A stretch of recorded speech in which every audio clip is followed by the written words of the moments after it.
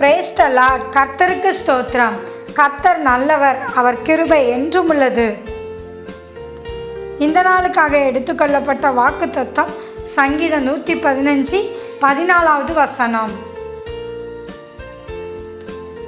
கர்த்தர் உங்களையும் உங்கள் பிள்ளைகளையும் வர்த்திக்க பண்ணுவார்.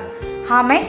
இதை பார்த்து கொண்டு இருக்கிற பிரியமான சகோதர சகோதரிகளை, கர்த்தருடைய வாக்குத்தத்தம் சொல்லுகிறது, கர்த்தர் உங்களையும் உங்கள் பிள்ளைகளையும் பெருக பண்ணுவார். அதான் இந்த வாக்குத்தத்தம்.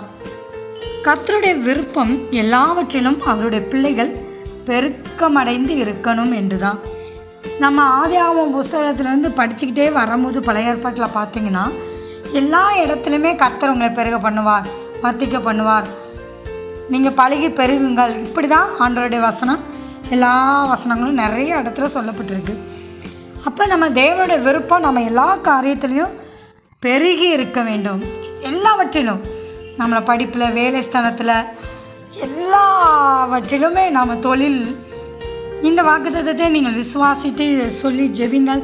கர்த்தர் இந்த வசனத்தின்படி உங்களுடைய பிள்ளைகள் வாழ்க்கையிலையும் உங்கள் வாழ்க்கையிலையும் எல்லாவற்றிலும் பெருக செய்வாராக. ஆமென். தேவன் தாமே உங்களை ஆசீர்வதிப்பார்.